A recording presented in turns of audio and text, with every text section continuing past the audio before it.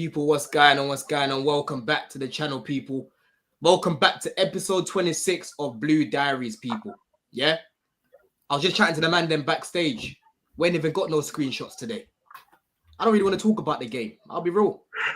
There's bigger problems to be talking about. Yeah? Bigger problems upstairs. Bigger problems about squad building. Bigger problems about the lack of flexibility for Maresca right now. AJ, he wants overlapping fullbacks, and I hear him. Yeah? I want Jackson to be firing again. Yeah? I want Sancho to be more direct. I want Neto to have more variation in his game. I want Palmer to stop ghosting in games. I want our defense to be more aware. There's so many things I want. I'm not going to talk about it, people. Yeah? So like I said, we ain't doing no screenshots today. We're just going bar for bar on this therapy thing because we need it. I've never, ever brought Blue Diaries a day forward.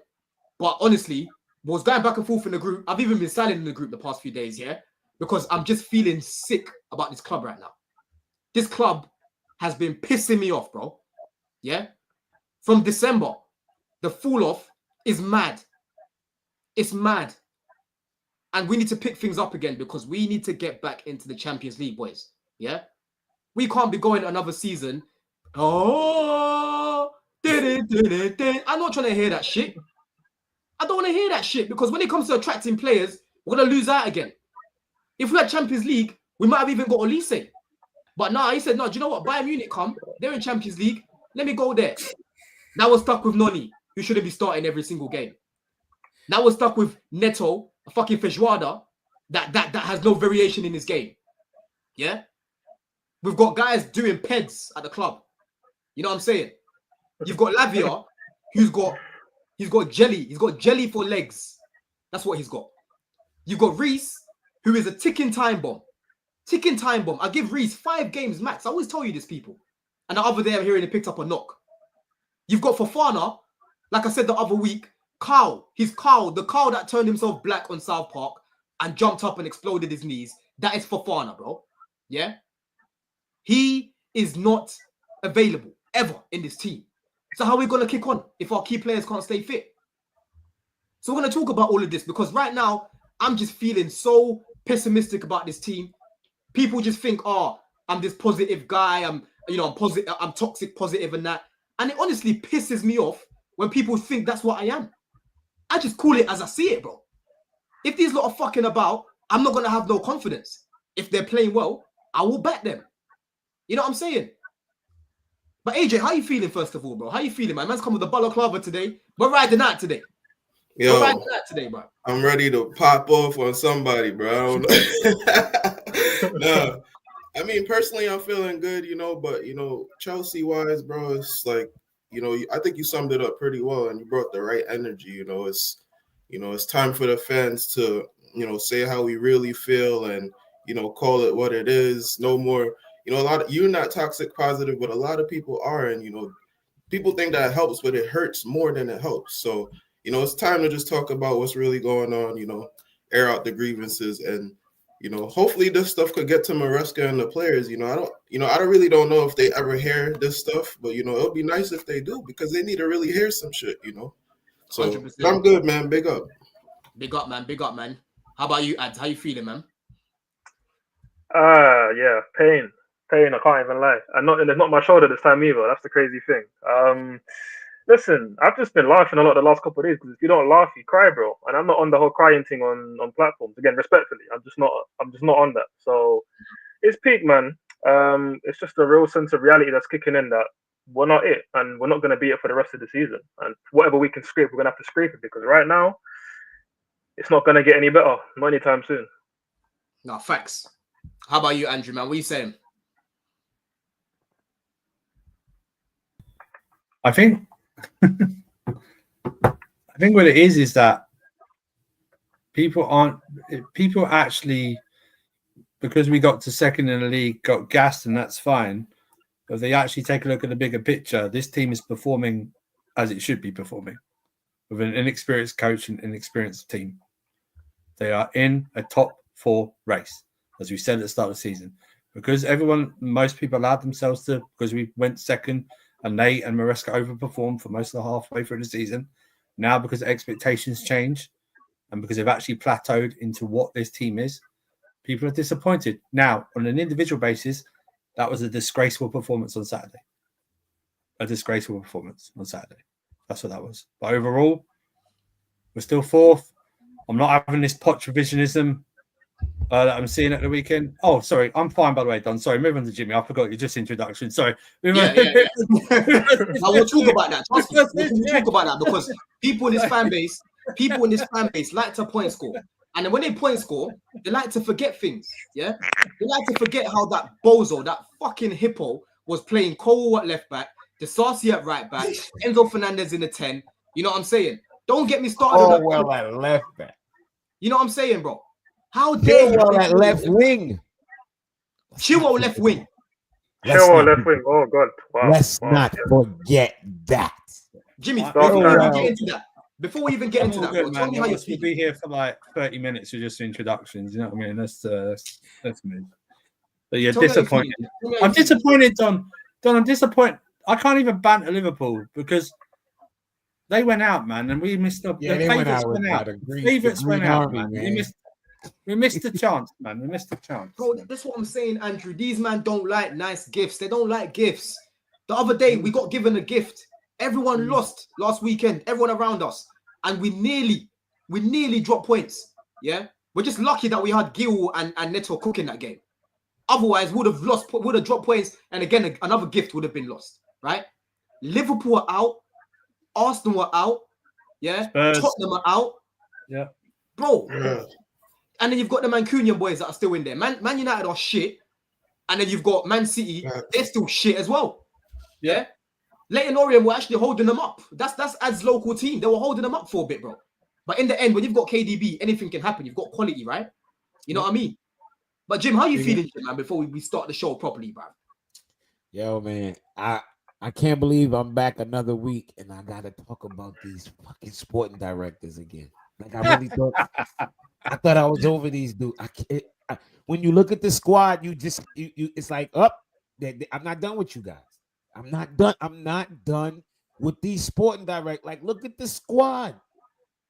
All it took was for Huey to do the James Brown split, and that's it. Look where we at now.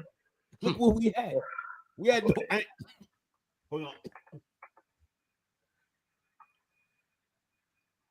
You're muted, Jim. You're muted. You're muted, Jimmy. Look what the club is doing to us. I said it on Friday on Lewis stream. I said we will struggle. Don't be surprised. And I said we're gonna have Nkunku up front. The attack is gonna look like shit.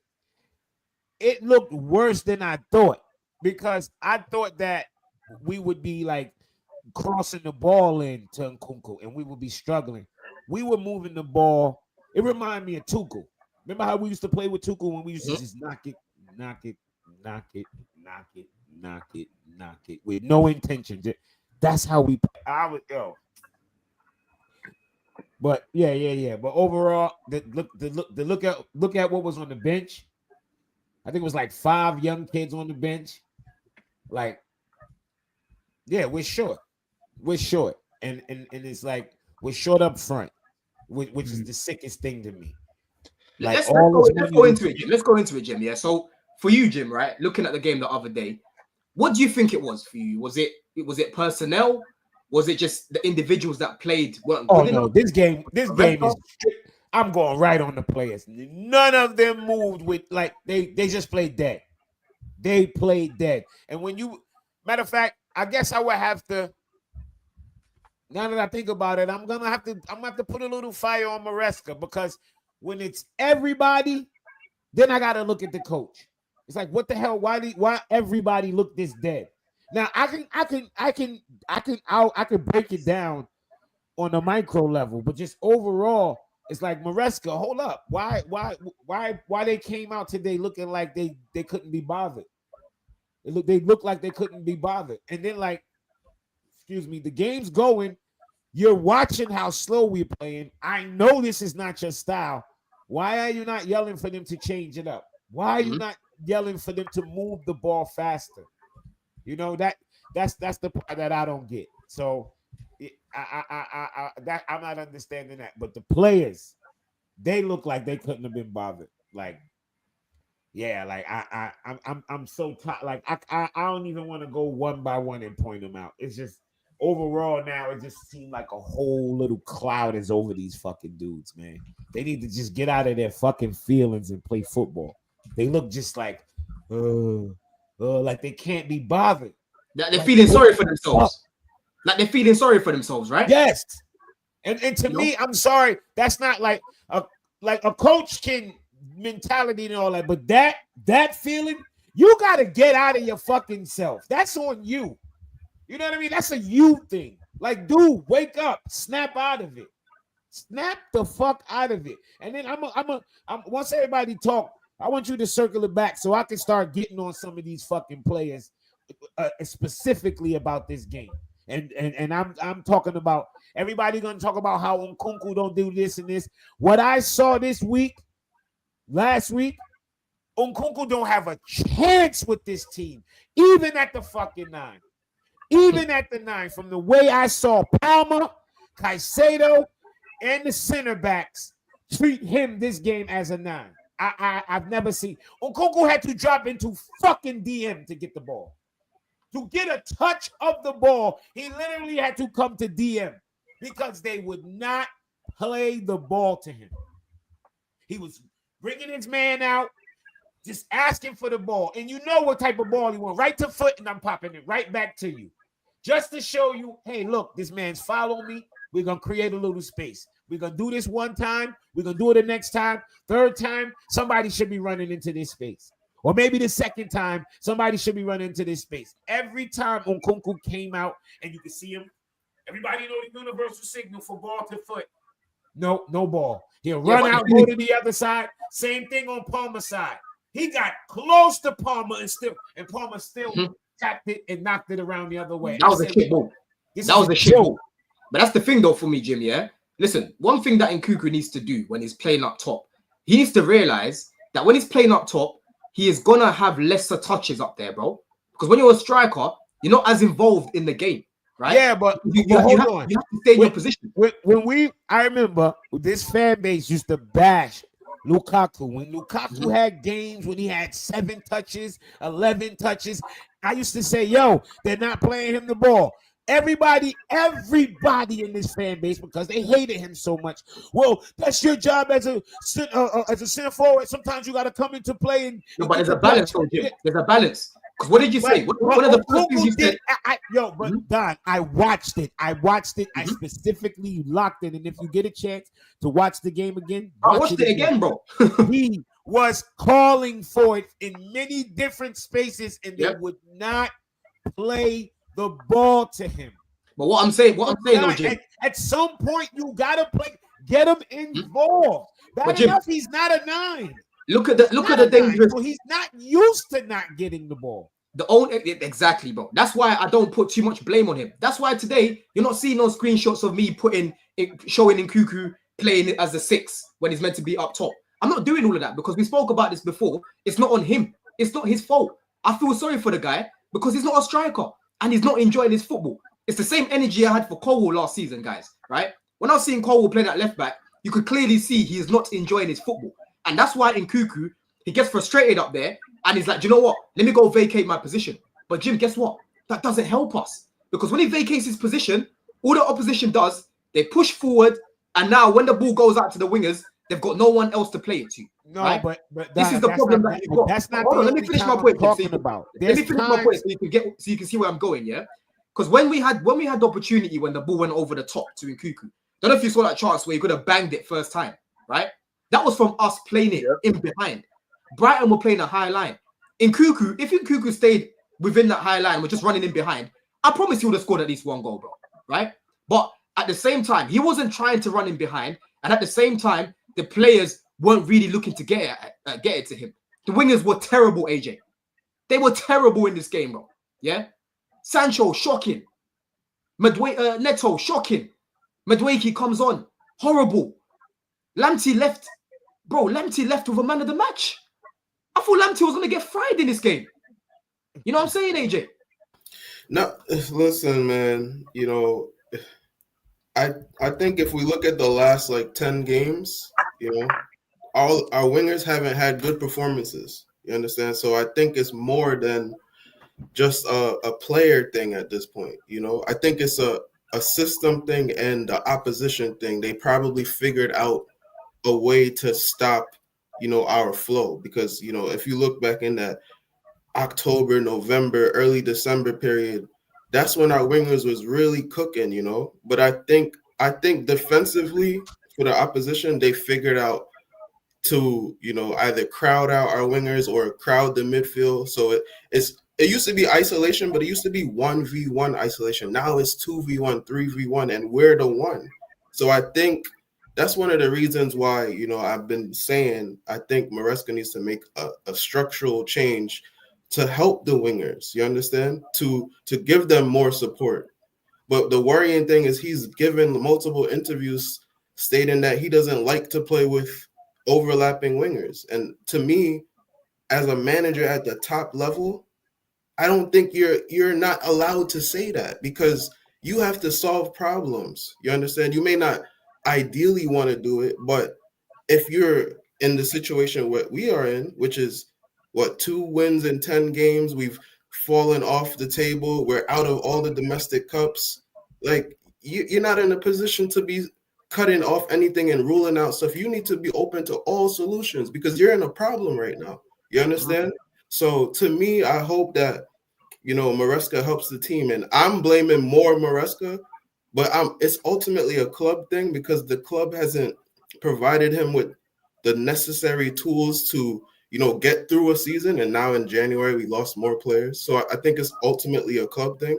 But I think when you're in the game, when the 90 minutes and the whistle has started, I think you have to be open to all solutions and options, because you're just trying to win a game. It's something that you're just trying to get through, and then you deal with whatever is happening after the game.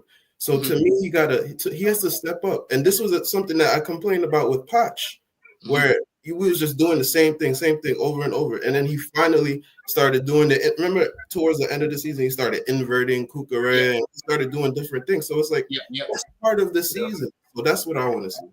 No, 100%, bro. But obviously, look, I hear what you're saying, because you are right. What I've said is, what LeBron's saying here, big him up. He says, but our wingers have so much space, one-on-one, there's no excuses. That's not the system, right? But what AJ's saying is you have to be flexible, because yes, this system gets the wingers a lot of touches on the ball, a lot of time on the ball and space on the ball at times, but they are not performing.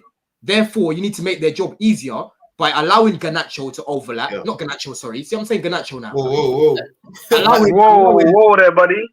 Whoa. You know what it was? Because I just read this comment here, yeah. Dominic, big up Dominic. So I was on a show with Rance before. He said, Don, you were speaking facts about Garnacho and biased take. And if you saw Garnacho the other day, he actually came on and changed the game for them. But Rance doesn't think he did. For me, he did, didn't it? Do you know what I mean? Yeah.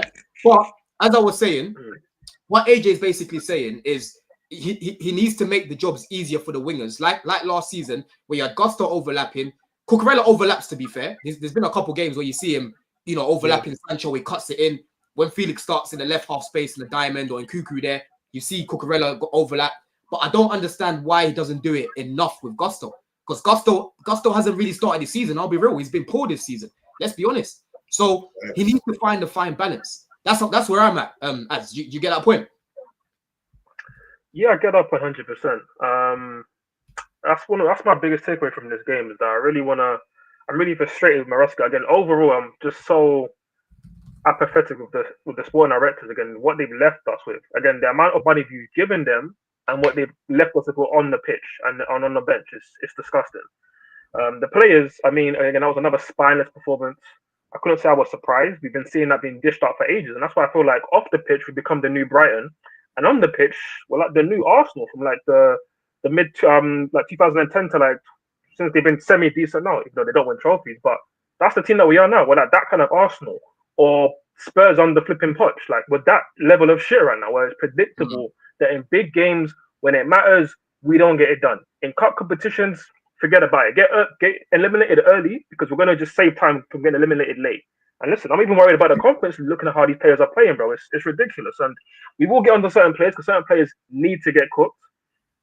But I got to talk about the manager because, again, why I said even after we got the lucky win against West Ham, because for me that was lucky. The goal that we scored, the Neto goal, that was lucky. Enzo should have got red carded on almost a minute after that. That was lucky. I mean, we're lucky that Tosin made that block at the end. That was a lucky win. But people were saying that, oh, we improved second half. Oh, Maresca looked like he wants to make more changes early. We're going to improve. And I was like, no, I did not see that. I saw us get fortunate. I saw him be reactive, not a proactive man. I saw him be reactive to us being 1-0 down and make a couple early subs. But that doesn't change the system. They were like for like changes. I wasn't enthralled by that. And that gives me no hope that in the future it's going to change quickly because, again, we saw yesterday another shit performance. Oh, sorry, Saturday. Another shit performance where it's the same tactic, the same system, and you're not changing anything. I want to see overlapping fullbacks. I want to see something different about that front five that you've got working there. And why we can't do anything different there is crazy. And yes, it's on the sporting directors not to give us a different type of striker to work with because in Kunku up there, like we all know, it's a waste of time. We've seen it for over a year now. It's a waste of time. But why the manager can't think to change something different is criminal and beyond me. And we're going to end up finishing outside the top 4, maybe outside the top 5, which will definitely mean no Champions League football. And that means we can't upgrade on your Maduekis who we know aren't good enough. Upgrade on the centre-backs, which we know all of them aren't good enough. We need at least one 30 guy to be the general of that back line. None of them are 30. If you need to go and buy a top proven goalkeeper, are we going to be able to do all these things in the Europa League? I'm sorry, I forgot to even mention we need a fucking striker because we need a striker. Clear as day. So, boy, Maresca, he's got to buck up his ideas, but from what I've been seeing, it's so poor, man. So poor how he's not been able to utilize different things. Again, you had the conversation about on Rancy's stream about Palmer in the 10. Yeah. And for me, I do think he's better in the 10. I do think he's more effective there, but like he can get more GA there. That's what I believe. But in bigger games against teams who play more aggressive, so they're higher up the pitch, for me, he's better as a right winger. And why we can't see that? Again, whether you fall on, oh, we should play 10 or right wing, I don't really care where you fall on that right now. My thing is, why doesn't the manager at least try something like that where all your right wingers are stinking, Neto's stinking, Madueke stinking? Why not try Palmer out there? And then you got Gusto, you could overlap and do what he was doing last season when he was good. So again, Maresca has so many things he can change. Whether he would change them, I'm worried. And last thing that I will say is, Poch, I was on to Poch. He was shit last season. Nothing that Maresca does now is going to change that. I don't care.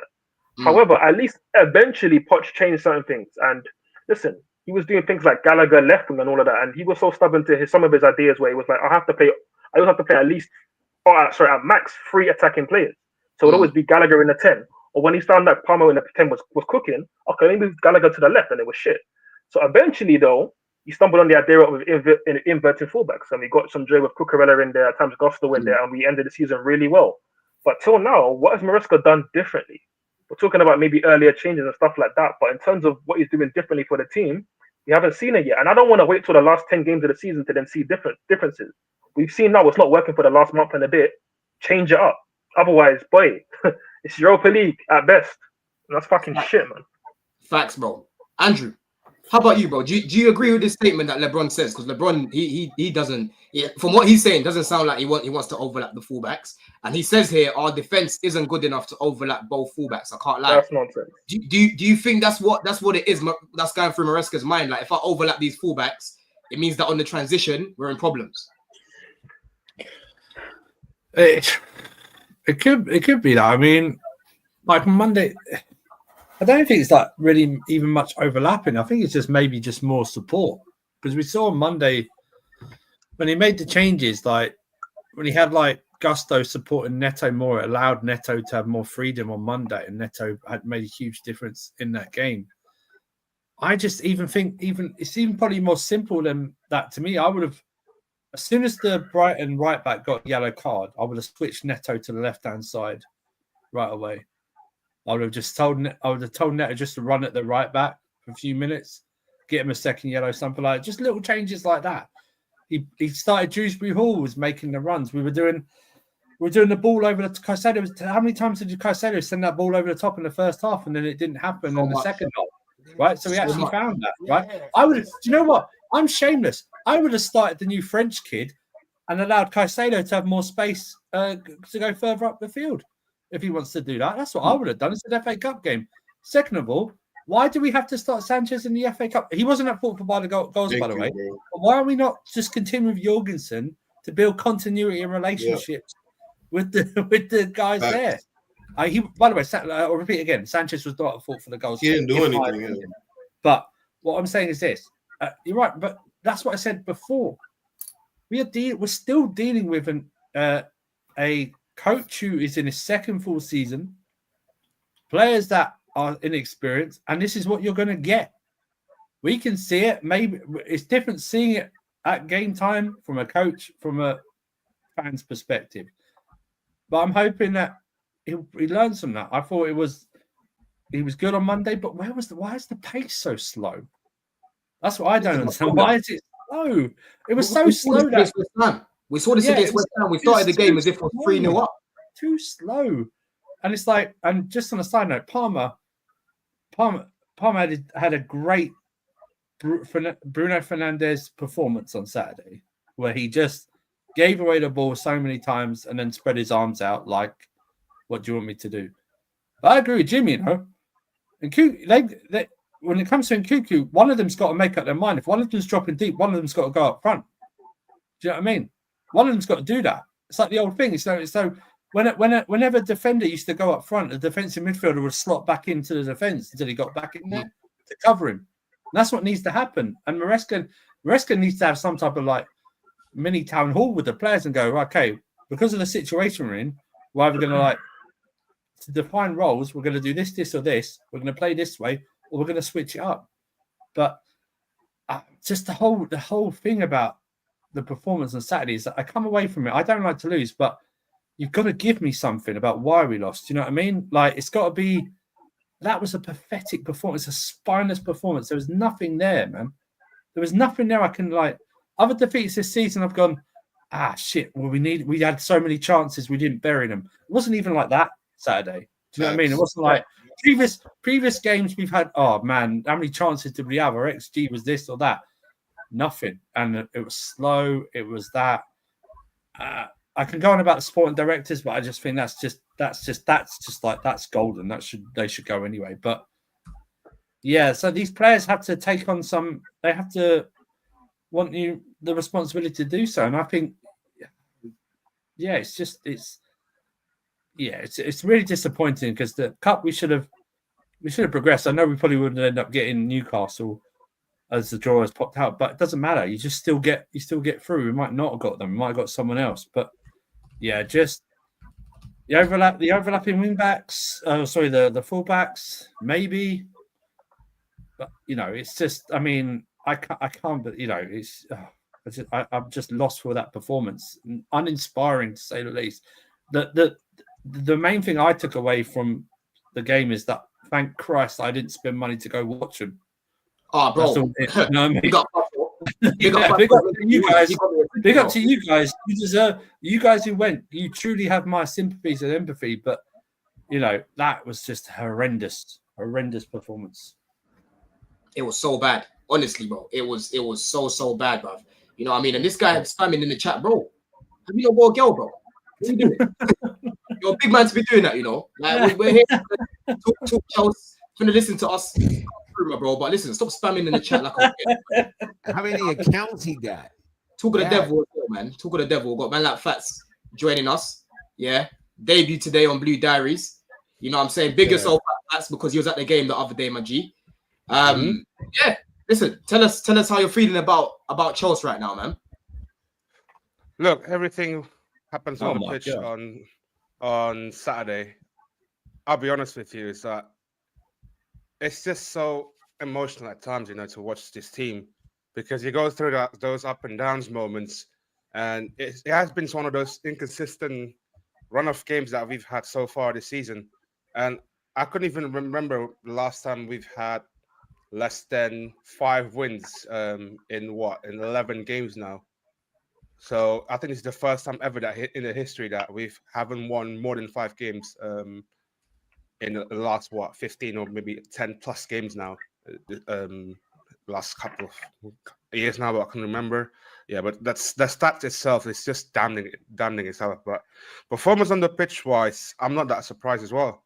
And I've been clocked it since we drew Everton away. I would say 0-0, and then we lost 2-1 to Fulham, and then and then back-to-back defeats to Ipswich Town.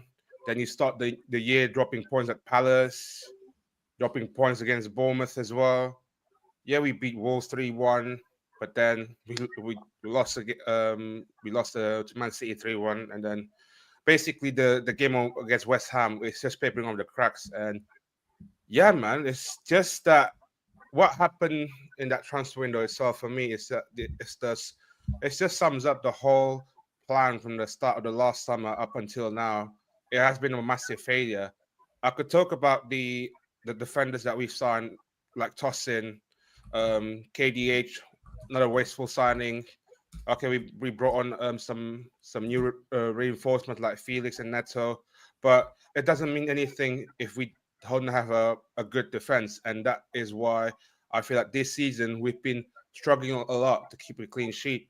And I couldn't probably go as far maybe as September. That's the last time we kept a clean sheet away from home, let alone Who's it against? West Ham United. Is that the last time? That could be, yeah. Fuck me, I was at that game as well, bruv. Yep, that's the last time. And I think No, it was Everton, wasn't it? 0-0. It was Everton 0-0. Oh no, Everton, but nil. you still, 0-0, yeah, no, but still, man. I think it means like it does, a win where we left with a clean sheet. yeah, it does, but it does feel like a while though, Andrew. It does feel like a while. Yeah. Nah, listen, you're spitting facts, bro. And listen, one thing that I want to talk about as well is the squad building, man. Because end of the day, listen, as much as I rated our squad in terms of the quality of players that are here, like Felix is a good player, Nkuku is a good player. Yes, we might not have seen much of Dewsbury Hall this season, but bro, this guy was cooking at Leicester, right? And even when I was doing my research in Maresca, when I'm watching this guy, I said, bro, he's gonna get his move soon. But when I saw the Ornstein bomber at the time, and I'm seeing that we're linked to Dewsbury Hall, was on the verge of joining, I was confused, people. I was like, yo, I want to see Carney playing there. I want to see Santos getting those minutes. We don't need Dewsbury Hall right now, right? Same sort of thing with Felix. We were going back and forth with Jem. We all said in the group chat, we don't need him right now, but let's hope that we bring in a striker as well. Unfortunately, we didn't bring in a striker, right? So at the minute, you can see that these men are bringing in players that can start for many teams. Like I've said, I've already listed players that can start for other teams around us. But the issue that you've got is some of these guys aren't a necessity. I'm still seeing some Chelsea fans talking about, oh yeah, I want Cunha. And I'm like, bro, like, I like Cunha, I rate him, but yours going to be as bad as the sporting directors because we don't need him. I don't want to see any more attacking midfielders in this team. We have too many, way too many. We now need to bring specialists into the team, a striker that knows that role, inside out. Yeah, coming through the academy, he was playing up top. Yeah, like Mark Gill. Yeah, I want to see a fucking centre back that can walk straight into the lineup because Fofana can't stay fit. Someone that's going to start straight away. Yeah, I want to see a left winger that can start for us when Sancho's not playing well or against certain opposition. That's what I want to see. Yeah, Santos obviously is coming back as well. But going forward, Jim, like, what do you want to see going forward in terms of the squad building, bro? Because for me, these guys spend money, but they haven't always spent it in the right areas. That's the biggest issue I've had with them. Because people think I just like Clear Lake, which is a lie. You know what I mean? Yo, you, bro, at least I get blamed for that just because these motherfuckers is American. Oh, you're back in Clear Lake. Like if the first thing I don't say is Todd Bowley, I hope your dog died, they attack me. Like it's like, bro, like, so I know what you're talking about. But going forward, like, bro, honestly, I'm gonna be honest. I've reached to the point where I don't care how this season ends. We could finish in second. I still would want to change the sporting directors. I don't trust them. I really would. I think they got us to where they got enough young talent. Cool. Yeah. Like, all right, we have enough. Well, yeah. I can't say that, like, because you can never have enough. I'm bogus. I'm talking bogus. But it's either these owners need to give them a new directive. Hey, look, I need 1 or 2 specialists, just like you said. I don't want no fucking Swiss Army knife. Facts. I'm tired. I don't want a Swiss Army knife. I think I saw you type that on Twitter or something like that. I don't want no fucking Swiss Army knife. Give me a number 9. I don't want a number 9 that can play on the left and sometimes play on the right and sometimes drop into the all of that. Fuck all. Give me Inzaghi.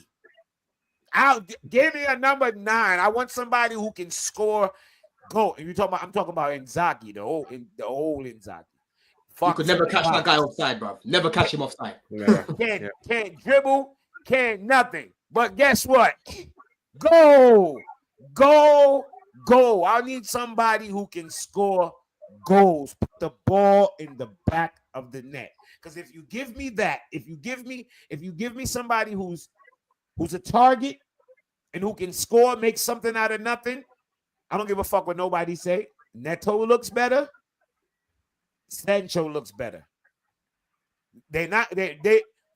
I don't think they're gonna look any better than they're gonna. Bro, you're spot on when you say that, Jim. Look at how Sancho looked when he played with Haaland. Look at how he looked when he played with Haaland, bro. Look how they look just when Jackson is doing what he's supposed to do. They look different. Everybody looks different when the striker is doing what they. When we're out there and Jackson's not cooking, it's a net negative. It's like you're a man short. It's literally attacking wise, goal scoring wise, because Jackson will be out there. He'll pressure the center back. He'll make his runs and all that. But once we get into that final third and we're not moving and Jackson's not much of a threat. I don't know if y'all remember when we first got Jackson, we used to play triangles with Jackson. What happened to that? What happened to these guys playing off of each other? I don't see it anymore. It's like Palmer got it. Pass it to Caicedo. Yep. Back to Tosin. Then we start the rainbow football. He goes over to the right, out to Madueke. And then when they finally do get the space, pop it out to Madueke. Madueke got 1,000 fucking yards of space. His first 2 touches is skate, and it's like, just go! Get the ball on your fucking foot and go! Go, drive! That's what I saw Garnacho do the other day. He just went. Yeah. And I was like, what happened to that? What happened to wingers just going? Dip the shoulder and go! Fucking go! Slide, roll over, step, pass it back. Go, bro, attack. The only one that did it a couple times was Neto. And then even Neto starts to piss me off because he'll do it a couple times. He'll get through, right? He'll get a corner. He'll get a cross that might get deflected or blocked. Cool. And then he go back to the left foot 10 more fucking times before he go right again. I said it all. I remember the beginning of the year. I said, yo, it was like 2 games before it actually started happening. I said, yo, any day Madueke just started doing something different. Go to that right foot a couple times. He'll start. Man, and then remember he had those 3, 4, 5 games when he was going to the right foot. And then when he actually went left, he'll have a clear shot. Because they didn't know if he was gonna go left or right. When the last time we seen that? Bro, when Madueke was playing, if you guys remember towards the end of the season, he was one of the main reasons we even finished 6th, bro. Because he was cooking. That's what I'm saying. Madueke right now. When the last time you seen him go left, come back right, and shoot with the right? He don't even do it anymore. He don't even do it anymore. What was the way? He don't even do it. Like it started the door because I went back in my brain. What was we doing? Like when we was actually cooking this year? Like guys was giving variety, doing different shit.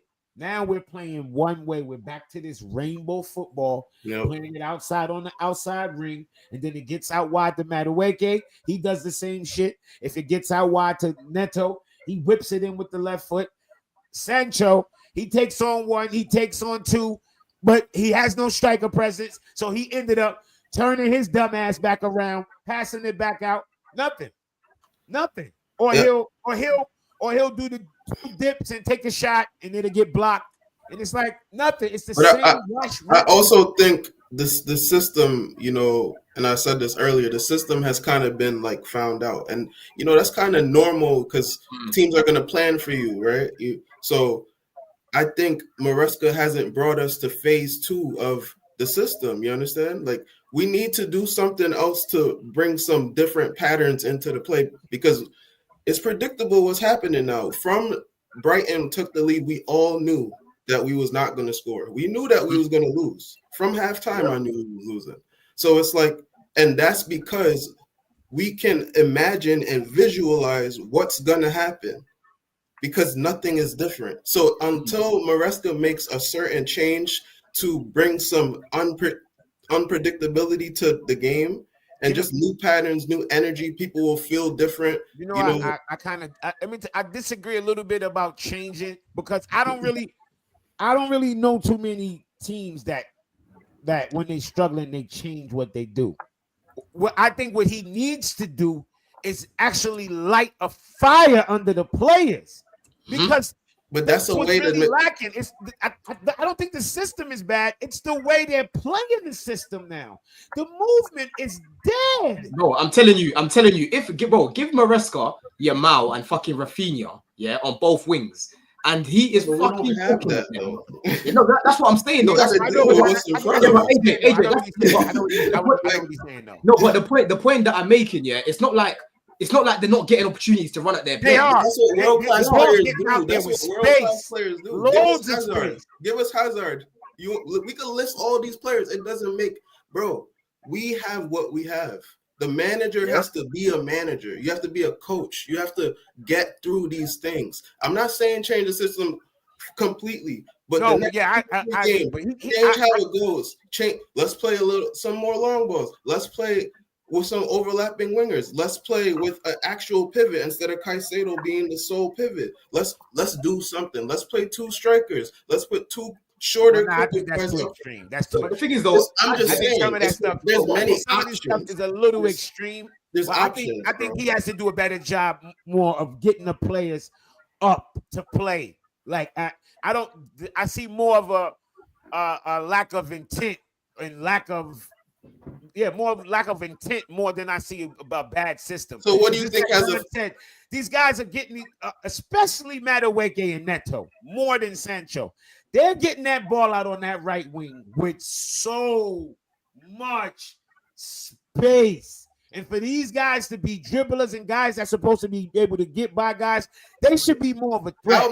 How many? If I may just come in because I've got to go quite soon actually. But like what you're saying is right, Jimmy. Like the system creates that space for them. Again, we got the underlapping number 10s that will like take away a fullback that will give them that space. Right, that's great. It's just a shame that we haven't got the overlapping fullback to give them extra support when it comes to making that final third decision. But the system's good in that sense. But we realized again. That's why I said it last week. We haven't got Robin or Prime Hazard. We haven't got these top level wingers. Exactly. We haven't got Yamal or Rafinha. So that's why it's not working. And clearly, for me, we are in a dire situation where it needs to change. Now, not necessarily 2 up front and whatever, something crazy like that, but something needs to change. And that's where you need to be a manager. You need to manage your way out of situations. That's why the guys who are at the top of the table aren't always just the best pure coaches in football. And the guys who manage situations the best, they manage personalities the best.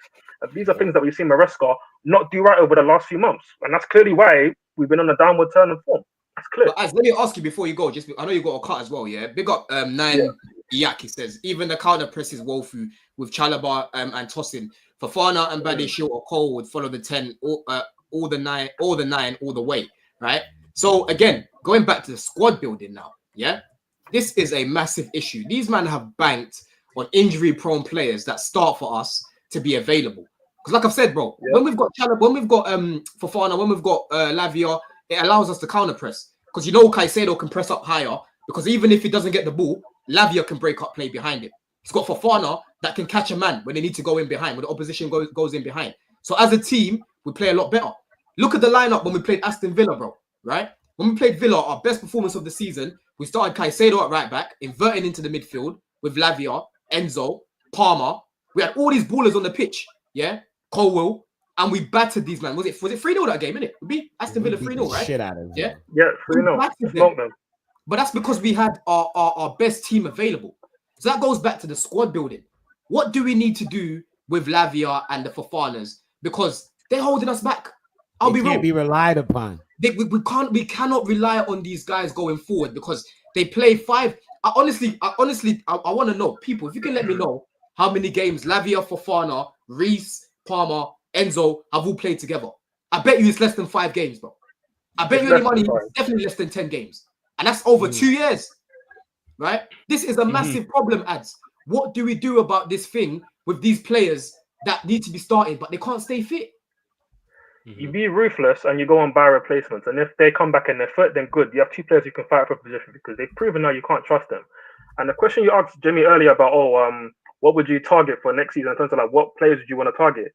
Like hearing Jimmy answer was just like, gosh, he was saying all the things that we were saying this time last year. We were saying we need a new spine, we need a goalkeeper, we need a centre back, we need a striker. No matter saying the same thing for ages. I want them guys gone. My bad. But no matter where we finish this year, I want those guys gone because they're clearly showing us they can't get the fucking job done.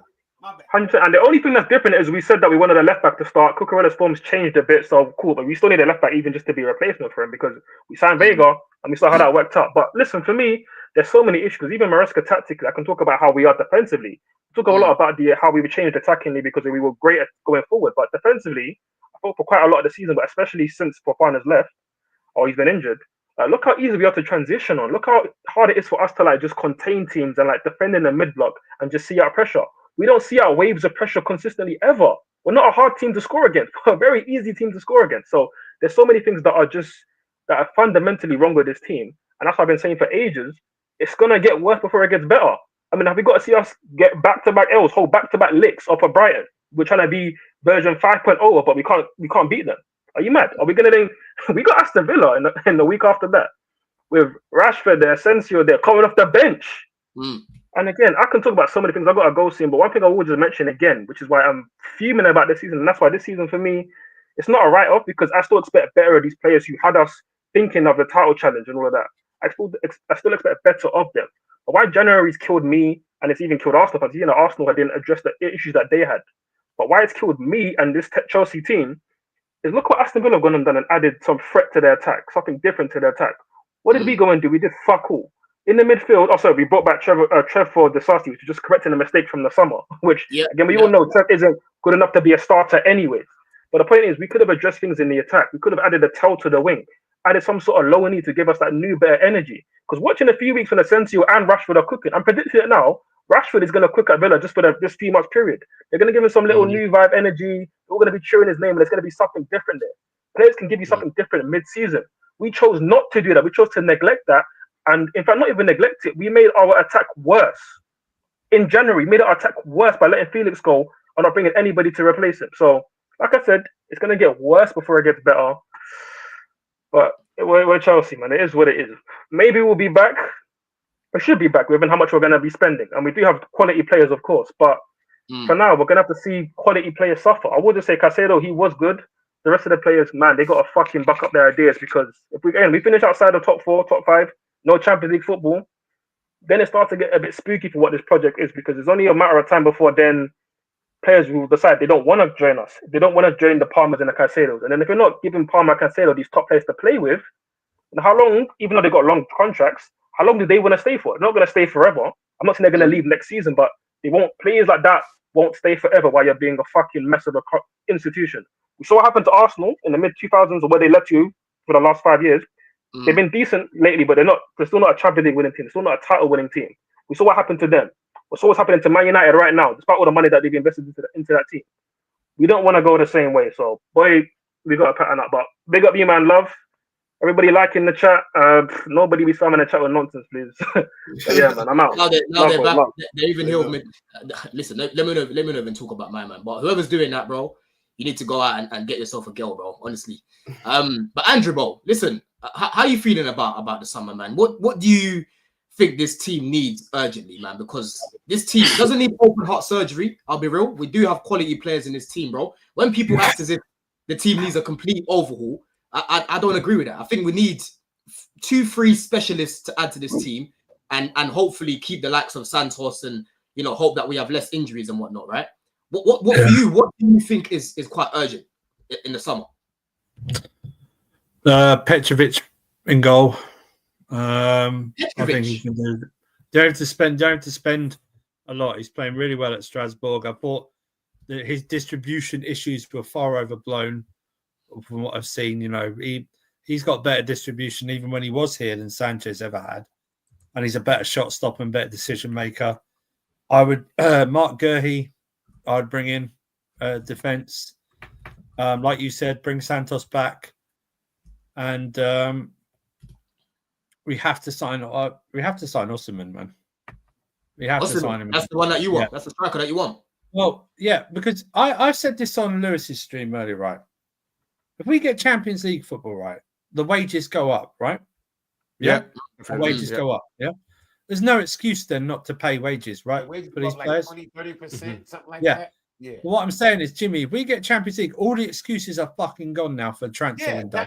They're all freaking gone now. All people was asking me what did I mean about caring more about the league than the FA Cup. I said, we need Champions League. Yeah, all this salary escalate, so then now they got no excuse to not bring somebody in on 240, 250, because all our good players gonna be around that money anyway. Bring them in. Bring us in a fucking striker. Like Don said, I'm glad you said it, Don. A fucking specialist, not no Swiss Army knife. Keep that shit. Keep that shit. I agree.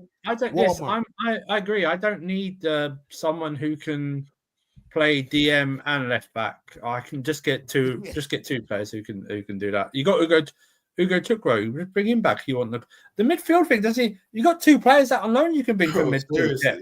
You know what I mean? You don't even need to spend on the midfield because you've got two players who can add to your depth and they play different roles as well. You bring Mark Gurhey in, he's on the last contract. We've got a 20% thing. We can work it out for about 50 odd M's. Something like that. His wages aren't going to be that high if we make it to Champions League anyway. You bring Petrovic back. You get rid of Sanchez. Have Jorgensen as your number 2. You probably look for maybe a backup, squad, another left back somewhere. Do you know what I mean? You've got Achimpong there. You can give more minutes to because it's going to be more games in the Champions League. We know that. And you bed in Esteval, so that's your winger option as well. That's done, right? But you need that striker done. If you want to buy opportunistic, talented young players, you cannot have projects in goalkeeper and up front. You just cannot do it. They're the two most. At least knock down those two and then fill the rest with young fuckers. But have a striker and a goalkeeper that you know you can rely on. Yeah, Jim. They're the two most important positions on the pitch and in your spine, right? Yeah. You cannot have question marks over them, right? So someone's going to put in the chat. I bet someone puts in the chat. Osimhen's not that clinical. Haaland only has about a 30% conversion rate. No striker has them on. If Osimhen has 6 chances, misses 4, and bags 2, I'm taking it. I don't care what anyone says. I'm very taking normal. It. Yeah, it's very normal, bro. Didier Drogba is my club's greatest ever striker. In only 2 seasons did he get 20 or more league goals. And that was Chelsea. That is Chelsea standards to me. Not this bullshit for the last 12 years standards. That is Chelsea standard to me. But we need to do that. My problem is, Don, the sporting director should already be out because their season's already over with. The transfer window's done. So they should be fired now anyway. They're going to get the fuck out of it. Yeah. The problem is also, I think the way I describe my transfer window, I think that only gets done if you put Bowley in charge. Boy, what do you think about that? Yes. What do you think about that? Now you spitting. Do you know what?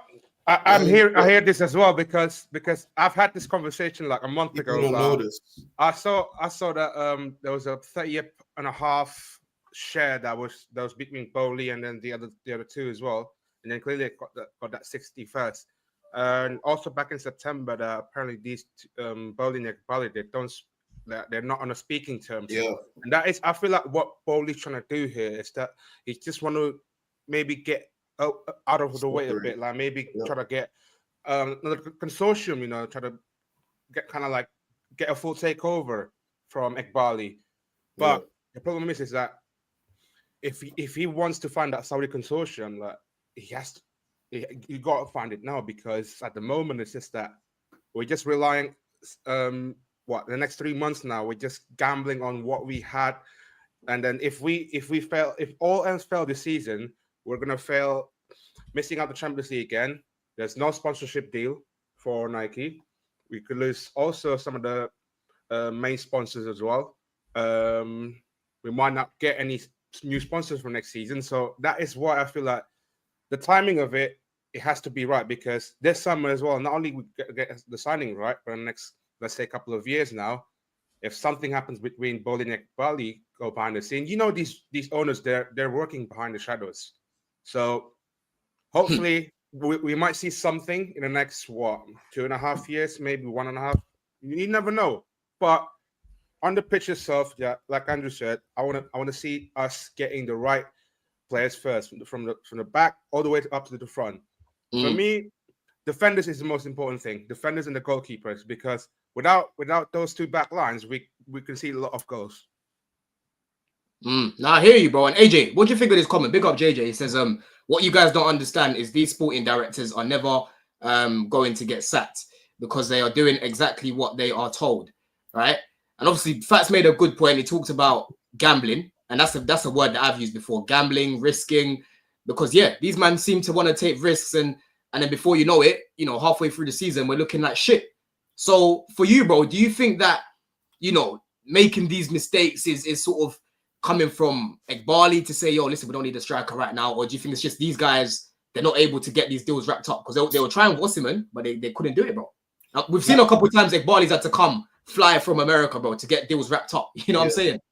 Yeah. And, and that point is important, because I think a lot of the fan base need to understand that Egbali is the head guy. He's the boss, right? So that's why he comes in and deals normally get pushed over the line. But I agree with the comment that started this, where Bowley should be the one to kind of lead the club, because I do think Bowley's more the sports guy. You understand? He has a baseball team, and if you look at his team, it's actually full of proven players mixed with some young players, and they just won the championship. So Bowley kind of has more of a similar Chelsea vision to like what Roman had, and what we want. So, but that's a point, that's a side point. I do agree with JJJ77, where obviously if you work for an organization, which the sporting directors, they work for Chelsea, so they're working under a remit, or they're basically told what to do. You understand? So they're not just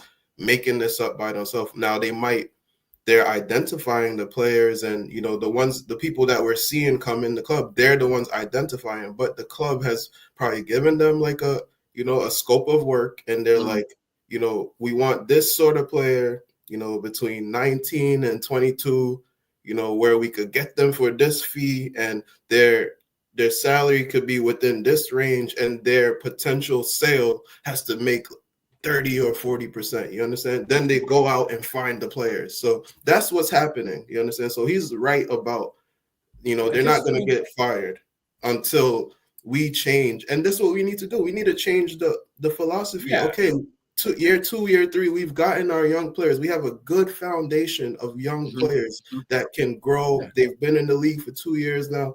Let's go get those 3, 4 established specialist players that will take us to that next 1 or 2 levels. That's what I'm hoping that I thought that they would do that this past summer. You understand? Yeah, bro.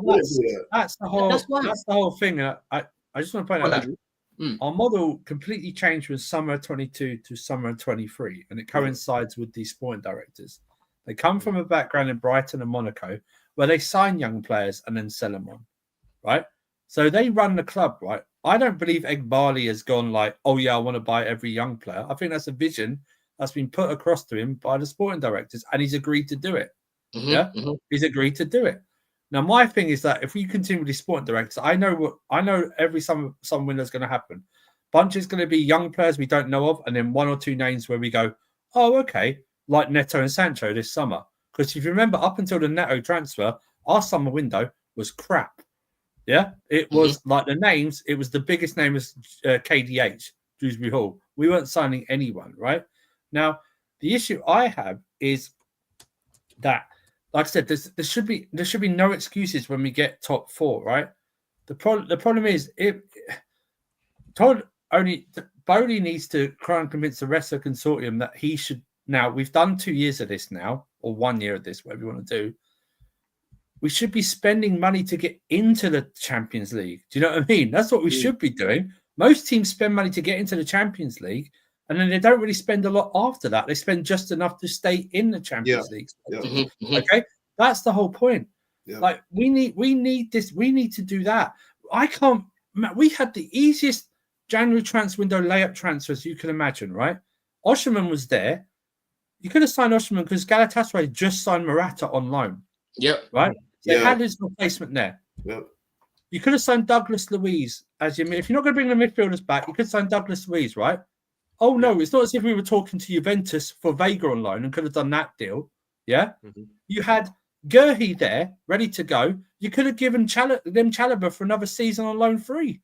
So you had 3 deals. Don't even give him on loan. Tell him to stay. Tell him to stay. What I'm saying is, Don, imagine you get those 3 deals done. Suddenly, there's a bit more enthusiasm in the fan base that they really are serious. I don't get all this bullshit about, oh yeah, we got deals lined up in the summer. I know what deal you've got lined up for a striker, and everyone here can guess the striker we're going to try and sign under these sporting directors in the summer. And he plays for Ipswich. We know they're going for Liam Delap. We know that. If you want to bring in Liam Delap and an Osherman, no problem. I have no issues with that. But Liam Delap if we get in the Champions League, Liam Delap cannot be the main striker we just get. It just cannot happen, yeah? And that's my fear, Don. That's my fear. Their work is over now. They should be gone. But the problem is, that's just not going to happen. And I fear we get in the Champions League, everyone's going to look like Egbani's going to look at them and go, oh, yeah, you guys did a really good job putting this squad together. We got in the Champions League. No, but the thing is, Maresca has done a remarkable job, given that you didn't back him properly when you needed to back him. And that's the problem. I hear you, bro. You're spitting some facts, and a lot of you, what you're saying, I've pretty much said the same about these guys, man. Big up Mark as well. He's asking the panel, yeah. It says, what do you guys think the intention of the board is? Do they have intentions of winning trophies, or is it just to earn a pound note? I was actually going to ask Jim, but I don't know. He's turned his camera off there, right? I would say this. Right? I would say this. You don't spend 4.5 billion on something to be unsuccessful. Yeah, you just don't. Whether it's business or that. I don't believe they've come in like the general. Some consensus of this fan base is, oh, they're just coming here to strip mine the place. Bullshit. Have they come here to do that? Okay, you don't want to be associated with failure. But the problem is, the Clear Lake side is probably all about numbers and data and stuff like that. Yeah. And the other side, Bowley, is the other side. You know, I believe Bowley would do some parts of this recruitment of younger players, but I think the recruitment of the younger players would be better in terms of. You'd seek better, like best up Goonie. Like Goonie's always said, you can do the young player recruitment, but it can be better younger players. Yeah, not this word. This word opportunity has infested our fan base. Oh my gosh! It's an opportunity. Yeah. You're not taking the opportunities. You're buying people out of nowhere. How can, look, on a side note, how can you go to Villa, who had PSR issues last year, and not sign Duran for 40 million, who was not on the 6-year contract, but you come back with Kellyman for 19 million? How can you go to Leicester with PSR issues, sign Kieran Dewsbury Hall, but not sign the goalkeeper that Maresca played with all last season? Do you understand what I'm saying? It's you can sign Enzo and Caicedo, and I don't even back these guys. I'm not even giving them credit for signing Esteban, who pays off. That's the South American scout who's got Esteban Brazilian one, and stuff like that. I'm not doing it. It's and why can I understand? I'm sorry, Don, why do we need 2 of them? Why do we need 2 sporting directors? Why do we need 2? There's 2 of them. There's 2 of them. You know, they say 2. What's the saying? 2 heads are better than 1 in that. Yeah, and these guys don't seem to be helping each other. It's like, for us, it makes, we're talking about these things, and it just makes so much sense. It's like, buy a striker, buy a proper goalkeeper, buy a proper centre back. Like, why are we doing the whole Maresca thing? Why are we going around the edges? Like, why are we going around the edges? You know what I mean? Yes. It's pissing me off, bro. Right? And just to answer this question, for me, I think it's a bit of both. End of the day, if you buy a business, of course you're going to want to return, right? That's why I struggle to believe that these guys aren't going to want to get it right. But the problem that they're doing right now, the biggest problem with Clear Lake right now is they're spending money, but it's not always spent wisely, right? Go look at Man United, bro. Man United, this squad they've built over the years is worth over $1 billion. They've spent over $1 billion themselves, including add-ons. Yeah. But they've blown their money on silly players, right? Yep. And that's where clearly they will end up going if they keep buying players that aren't necessary. And like I've said, for me, I don't mind if you're buying these younger players to flip, the likes of Andre Santos, the likes of, you know, who else is there? Morera, all of these players for profit. I don't mind that because end of the day, the bridge, bro, we're 10th right now on Deloitte's list. We don't bring in that much money in terms of revenue. We need to think of other ways to bring in money into the club.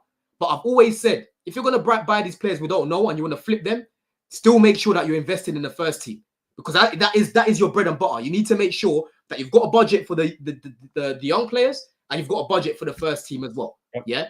I struggle to see a world where Egbali's just sitting there and happy to see Jackson missing. I really struggle. I want to believe that, but I can't. I'm sorry, I can't.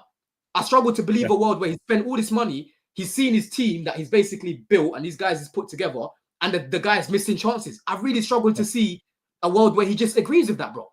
You know what I mean, Jim? What's your take on this comment, bro? Do you think they're just here for profit, or do you think they actually want to win, but they're just doing things a little bit? Yeah, I ain't got time for that. Yeah, I ain't got that time. I ain't got time for that. That's just the easy way to a fan to make them feel good when a team's not playing well. Or they're just here for profit, so it makes them feel better. You know what I mean?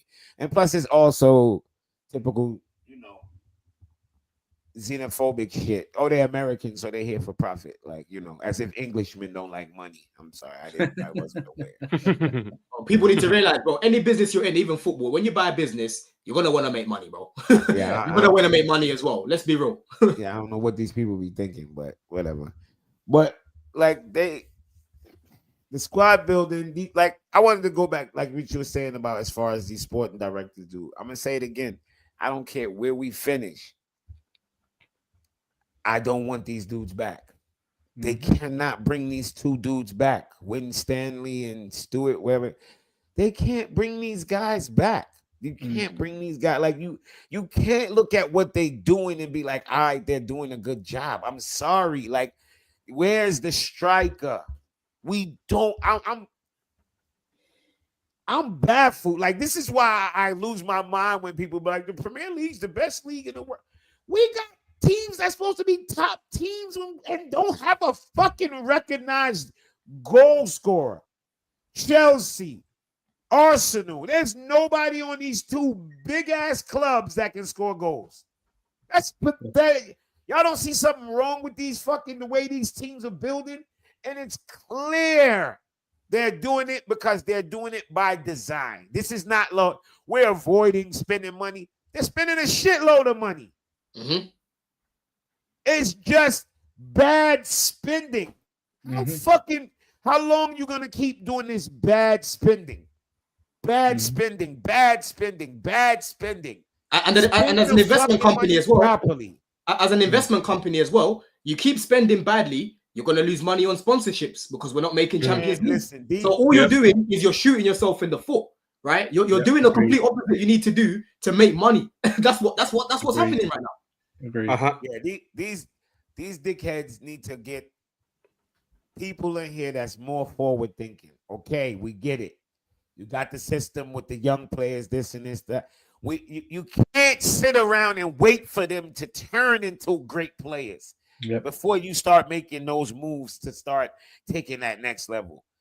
Some of them you got lucky with Palmer as well. They got lucky with Palmer. I'm not even gonna say they got lucky. We can't, when something work out, we can't say got lucky. They got it right. That's what I'll say. I won't say they got lucky. Right. I'll say they got it right.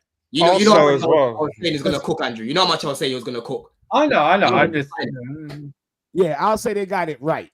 You know what I mean? Because this is like they got that right. They got that DCIC wrong. They got Better Shield wrong. They got a bunch wrong. So I'll give you your credit for your right. Just like I'm gonna slap you in your face with your wrongs. And the next thing I think there's more wrongs than rights. There's more wrongs than rights. And the wrongs now to me is this past window was one thing, bro. Like, I don't know how the fuck we did not secure a goal scoring striker. I'm gonna say it again. I don't know how the fuck we think this team is gonna succeed without scoring goals. You have to Yes. score. Goals win games. We hit a rut of not scoring, and then it's clear. It's not even like, damn, we're not scoring. Why not? The main reason we're not scoring is because the man who's supposed to score, your striker, isn't scoring. So just start there. And also, it ain't even like rocket science. Damn, we're not scoring enough goals. What's wrong? What is our striker doing? Well, our striker is a striker that should probably be a backup instead of a starter. And also, don't give me anything about the prices when I see Jimenez going to AC Milan for £25 million. So don't give me anything about Miss me with all that shit. Go and get another fucking striker. Yeah, don't give me that. Even on someone on loan. They didn't even try anyone on loan. You know what I mean? The way how we look now, with like how Huey just dropped down and all that, it's like, yo, anybody would have been anybody. Any sickening irony. That's what that was. That was. You see, Jim. Yeah. You see, when I saw that Gil, because obviously when he came off, Maresca said after him and Jackson, they're all right. Then when I saw the injury news, yeah, I just put my hands on my head because I said we can't have anything nice. Like, I was actually looking forward. I was actually looking forward to seeing a natural box presence with Neto, especially because Neto came to life. It's like Neto grew his wings again. You know what I mean? Yeah. Neto actually, you need someone to be in there. Yeah, bro. I was like, yo, we're actually second half of the season now. There's a difference. There's going to be a different dynamic in the team. We're actually going to have someone getting more minutes because the past few weeks, Maresca's been saying, Gil's learning more. You know, he's getting better. Like, we're going to start trusting him. So I was like, yeah, finally, you lot can see what I've been telling you about this guy, right? Imagine Gil against Brighton, running the channels, bro. Pressing from the front, yeah? Actually being a box presence, pushing Brighton back. Because Brighton, they had a walk in the park. It was an easy game for them. Big up Sean as well, because he said it earlier in the chat. I saw your comment, Sean, yeah? We made it so easy for Brighton because Nkuku's leaving his position and they just squeezed up. Gil, he will push you back, right? And he's not even an experienced striker, but at least he knows how to play that position. So that's why right now, I feel so downbeat about the situation because Jackson's drowning and then Nkuku is not a striker. So bring Washington, take him out from America and bring him back. Yeah. And you know, Don, we've been like, maybe not the striker thing, but we've been saying that we knew that Badiashile and Fofana were injured for a long term before the transfer window, right? We knew that, right? We knew we had midfield depth issue before the transfer window. Okay. I remember that Wolves game when Caicedo went down holding his knee. I think everyone fainted watching that and in the ground. He fainted. So I'm telling you right now, people can talk about Palmer. If that guy goes down, you can kiss top Champions League chances goodbye if Caicedo drops. But it was sickening irony when Jackson got injured in the first half. I went, oh no, we're gonna have to rely on Gu for the rest of the season. And then Gu gets injured. This is what I'm talking about. These guys, and you know what, Don? This transfer window was even extended. It was an extended transfer window because it ended that night in the Wolves game. So they had 30 plus days to do this. And they were doing what? They're okay, aren't they? During our big winning run, giving themselves pats on the back with that interview saying how well they basically done, putting a squad together. Are you kidding me with this? Are you absolutely kidding me with this?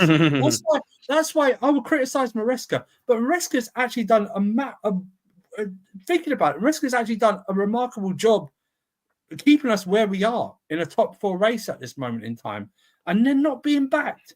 I mean, that is horrendous, and that's where fans can go at the ownership and go, obviously not out because it's ridiculous, but you are employing these guys. They are doing a terrible, terrible job. Imagine these guys were working for Clearlake with investments in other things. They'll be losing their They'll be losing out of the country somewhere. At least you want to speak up and then raise your voice and then raise your frustration that what happened on the pitch is that okay, the results is not that great at the moment. We're not in form, but again, it's been the whole from the July summer transfer window all the way up till January last month. We haven't sought that we haven't found that, you know, that core kind of like the players that kind of spark our season going. Because they can't sell for 10 years, Chelsea. But didn't you read the contract when they bought it? They can't sell for 10 years. They This can't is the take thing, though. dividends This is the out. thing, though, Andrew. As much as we're complaining, as much as they're fucked up, AJ, they can still. We're not that far gone. They can still rectify mistakes. This is the thing. We were far gone when we finished 12th. Everyone had to go. Yeah. This is the thing, AJ. We're not too far gone, bro. We can fix this. And here's the thing: like, I hear all these people, like, I think some people crashing out a little bit too hard. We're like, oh, the top 4 is lost in it, and when we're actually sitting in top 4. Yeah, so it's like, that's mad. I think that's tripping. Like, some people are bugging. Like, we're actually sitting in 4th. Like, we're not there because somebody was like, you know what, we feel sad. Let's just put Chelsea there. No, we're in the spot we earned. Every point we have, we earned it. So we earned where we are. You feel what I'm saying? So, like, I have no doubt that we can get it. I think we are gonna get it, because I think at some point these guys are gonna wake up. Like, everybody's literally down on their shit all at one moment. That's rare, but I think these guys are gonna wake up and eventually get back on their shit and finish top 4. But I still don't think us finishing top 4 is enough for these directors. Like, I just don't. I don't have nothing enough for them. I think they've taken us as far as they need to. That's what I feel. Like, I literally, I don't have any more. I don't have faith in them finding established players. Yeah, I got faith in them signing young talent. I think they do a good job scouting younger guys and all of that. But I have no faith in them signing what it's going to actually take to get us to a next level. Do you know what though, Jim? AJ just said, AJ, I take offense to you said they've taken us as far as they have. No, they're holding us back. No, taking us as far as they can. As far as they can. No, they're not even taking us as far as they can. They've not done their job properly. It was already as far as we could. They pushed us back. I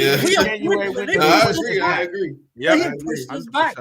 It's only Maresca that's taken us as far as we had. Do you know what I mean? It's Maresca that's done this. So while I'll criticize him definitely, because I'm entitled to criticize his in-game management and stuff like that, that's why I'm not like this, like Maresca, stuff like that, because he's actually doing a good job for what he's been dealt with. You know, I agree. This is what. Go on. I think I think we are at a point where it's a critical point. I think that's why the fans feel how we are, because we've seen the positive of, because remember earlier in the season we was like, oh, we got 2 squads. So there was people who were we were happy to a degree with the squad, right?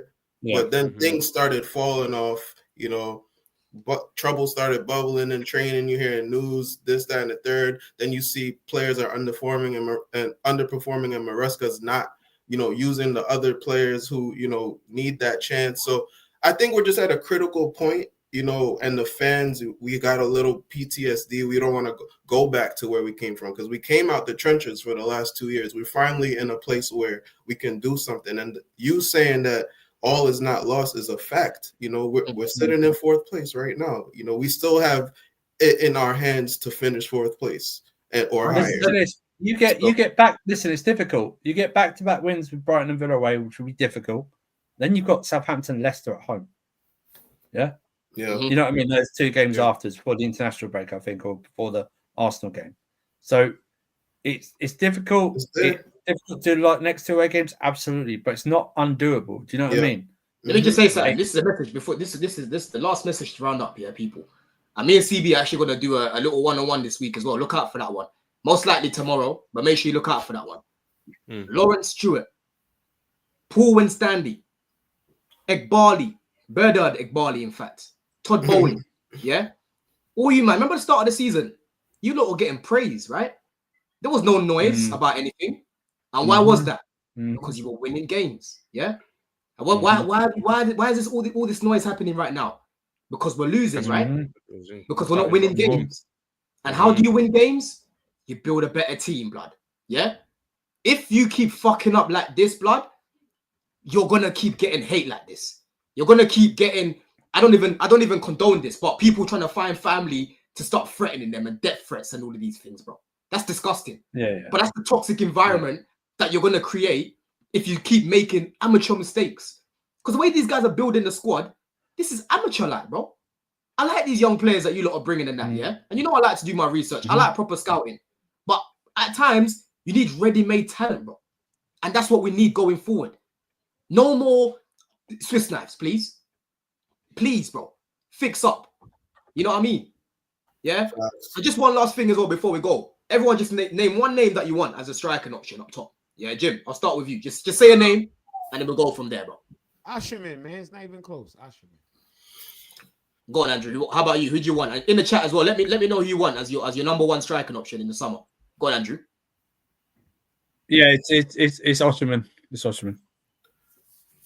AJ? Same as Fat said Osterman too. I mean, I can't. It's hard for me to give a name, but I want that style of striker. I want our OG style of striker, Drogba, Costa. That's what Chelsea is about. So I'm looking for a technical bully. That's what I'm looking for up there. So if it's Osimhen or whoever, that's what I'm looking for. So I agree. So you don't know what, none of you want Isak? He's not aggressive enough for me, bro. I want realistic shit. Every club right now want Isak. You know what Isak gonna be next year? Newcastle. Anybody want to bet me? I'm gonna say I'm leaning towards both Gyökeres and Isak. Like I'm like swinging. But listen, if we got Isak, I'm happy. If we got Gyökeres, I'm happy. Put it that way, because they are both clean. I just want someone up there that is just box clean. presence. Yeah, the box presence. No playing in front of the goal, just doing it. Clean. Not dropping deep or going out wide, just the box presence. That's bro. what we need. You know what I'm saying? Classic number 9 striker. Classic number 9, bro. Yeah. Classic number 9. But people, listen. Make sure that you're following Jimmy. Yeah. Make sure that you're subscribing to his YouTube as well. Make sure that you're following the Surfer. Facts. I'll make sure that I put your Twitter in the description as well. AJ, make sure that you're following him on TikTok, people, as well, man. But like I said, look out for the stream. I'll most likely be going live with CB tomorrow, people. Will most likely be in the afternoon. But yeah, if not, it might be a Wednesday one. But yeah, me and CB are trying to sort something out for the week. But love, man. Listen, we move, man. Who have we got? Brighton on Friday. Listen, I might not even be able to do a review for that one, people, because I'm gonna be in Paris. So I might not even be able to watch the game. I can't lie. I might have to watch it back. So I'll keep you lot updated on what my plans are, man. You gotta do content in Paris, bro. Come on, you gotta find a way. Like, bro, Valentine's weekend, man. Gotta do what you gotta do, innit? Just pop the phone out, bro. Fucking striker while you out there. How about that? Bro, I can't lie. I'm gonna try have the game on whilst I'm eating, but bro, that's gonna lead to problems. So you, man, if you know, innit? In a bit. Bro. Bless.